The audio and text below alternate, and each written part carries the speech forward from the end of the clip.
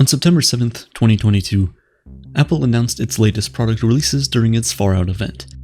As expected, the iPhone 14 was headlining the new generation of products, spotting a fairly similar look and slightly upgraded specs to its iPhone 13 predecessor. Despite not offering much of an upgrade, people still queued and camped outside Apple stores all over the world, eager to spend a small fortune to get their hands on a product very similar to what they already own, only to watch it become dated same time next year. Out of the 200 million phones Apple shipped in 2020, 80 of them were sold to upgraders and not first-time buyers, and this isn't unique to Apple. In fact, it's the reigning economic model used by most successful companies. Instead of attracting new customers, these companies focus on making sure that the people that already love their brand always have a reason to keep coming back. But how do they do that? Sure, brand loyalty is the thing, but how do they keep us upgrading so regularly?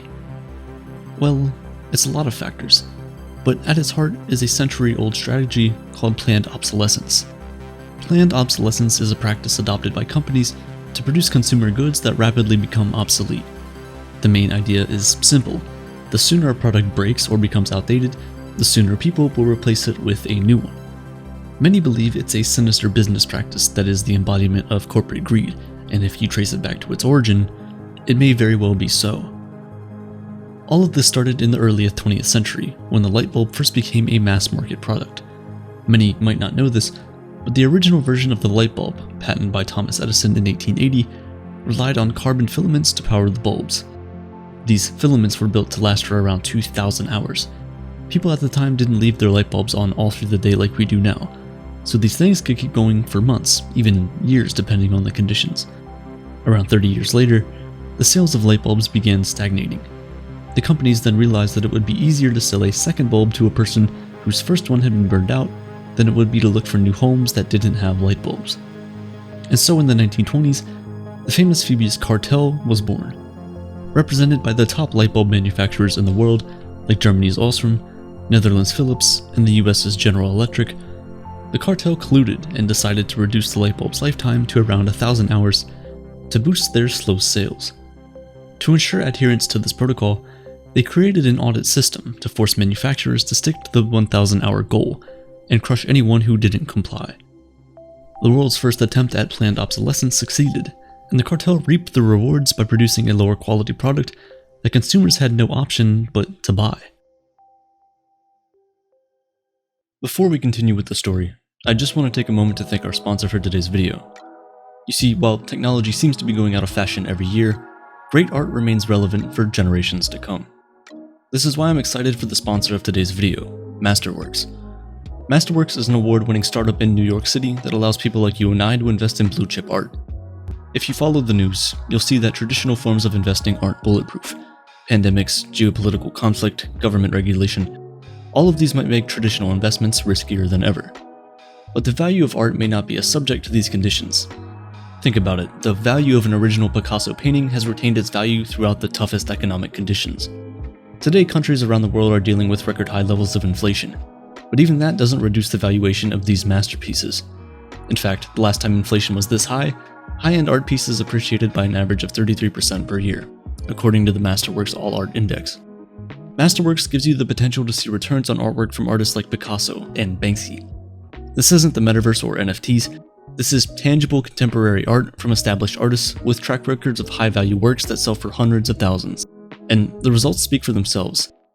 Since its inception in 2019, Masterworks has earned an average of 29% net returns to their investors on 6 exits. Shares of paintings by artists like Banksy have sold out within minutes. It's easy to see why demand is growing, but Aperture subscribers can skip the waitlist today with this special link in the description below. P.S. The net estimated returns for all realized and unrealized offerings is about 15.3%, from inception through June 30th, 2022. See more important information at Masterworks/CD. Back to our story. Today, 1.5 billion smartphones are sold every single year, in part because manufacturers either sell low-quality products that are designed to easily break down, or implement design practices that prevent people from easily repairing these phones when they do break. All this forces them to purchase newer models when their old ones inevitably go bad.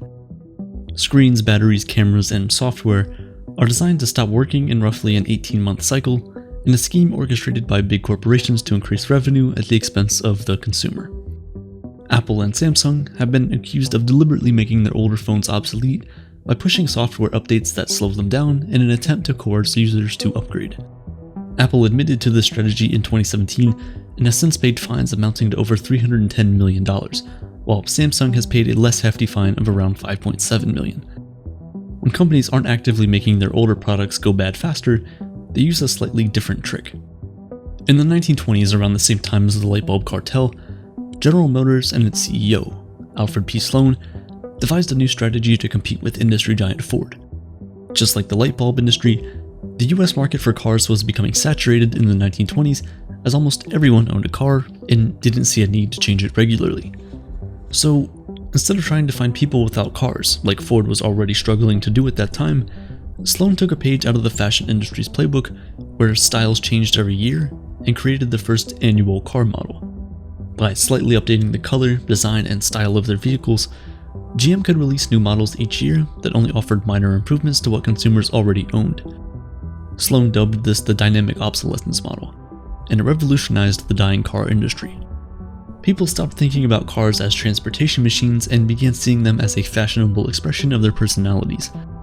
GM was able to convince consumers that buying one car that could last you a lifetime is simply not enough, and that they'd have to keep buying new models to stay fashionable. Doesn't that sound familiar? Every year, gadget manufacturers like Apple, Google, and Samsung come up with new colors and designs for their smartphones, encouraging you to splurge for the upgraded model so you can remain fashionable. Samsung bombards its customers with an exhaustive lineup that supposedly caters to all needs, wants, and prices.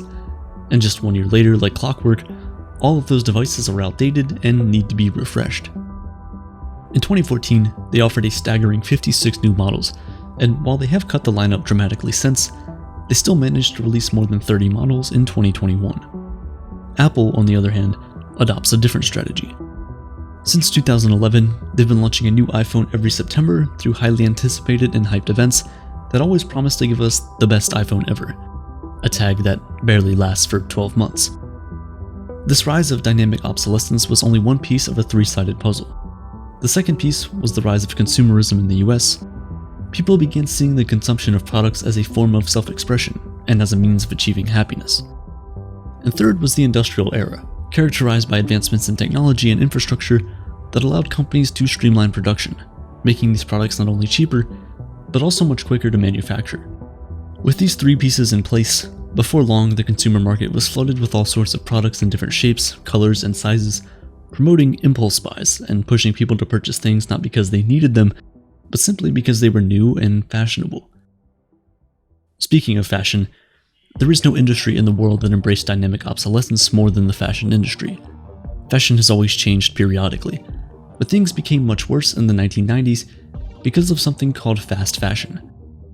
Fast fashion is basically turning trendy ideas from catwalks or celebrity culture into cheap clothing at breakneck speeds. A design can go from just an idea on a piece of paper to the shelves of high street stores in as little as 15 days. The Industrial Revolution brought with it things like the sewing machine that heavily reduced the cost of production, and with countries around the world trying to offer cheap labor in an effort to compete in the global market, clothes became easier, quicker, and cheaper to produce. By the 1960s and 1970s, young people were creating new trends, and clothing, like cars before it, became a popular form of self-expression. But it wasn't until the 1990s and 2000s that low-cost fashion reached its peak. Retailers such as Zara, H&M, and Topshop took the design elements of high-end designers and mass-produced the fastest, cheapest, and trendiest clothes the industry had ever seen. Because trends come and go in as little as 2 weeks, a huge pile of clothes are thrown out and replaced with newer, trendier options. It's no wonder that 85% of all textiles, around 92 million tons, make their way to landfills each year. To put that in perspective, that's around an entire garbage truck worth of clothes dumped at a landfill somewhere in the world every single second. And the tech industry isn't that much better. Because of our high consumption of electronics, we're generating roughly 54 million tons of e-waste every year, with only 20% of it being recycled. Unlike what we're told by corporations, recycling electronics isn't an easy task because of how expensive it is and some of the toxic materials in these products that can be detrimental to humans upon exposure. The sad truth about all of this is that we're currently stuck in a vicious cycle. Planned and dynamic obsolescence practices leading to the demand for new products, and as this demand shoots up, companies ramp up their supply, which leads to more cheaper and lesser quality products being produced. To make matters worse, we can't even afford all of these upgrades, which is why companies who adopt this model also rely on credit purchases to sustain it. In reality, most people can't afford to spend $1,000 every year on a new iPhone, so we depend on the credit model to fund these purchases, without understanding that a $1,000 phone upgraded charged to a credit card could be more than double that amount with the interest paid off. The main problem with planned obsolescence is that it's spread across multiple industries, and it's fed by our incessant want for newer, shinier things. Whether it's electronics, cars, or fashion, the message these companies are conveying is clear. The product you have now is old, so you should go out and buy a new one. This form of psychological persuasion is a crucial part of consumerism. It allows companies to boost their revenues without offering any substantial improvements. The one defense that some people have to the idea of planned obsolescence is that while it might seem like a dishonorable way of conducting business, it is pivotal in creating increased revenues, which helps to promote economic growth in a capitalist world. On a macroeconomic scale, the rapid turnover of consumer products powers higher production, which in turn powers growth and creates jobs, and it also encourages innovation and can rapidly improve the quality of products. And while all of this is certainly true, at what cost? This model is creating people who derive their happiness on material things, the depletion of natural resources, and the pollution of our planet. Are the economic benefits worth all the apparent dangers? Why don't we instead choose to build longer-lasting products and diversify the existing economic model? That way we wouldn't have to deal with the negatives of planned obsolescence, and maybe we'll be able to finally achieve a higher level of happiness beyond the material sense. There's a light bulb in a fire station in Livermore, California that has been shining for a record 120 years. Called the Centennial light bulb, it's an incandescent bulb made with 19th century technology.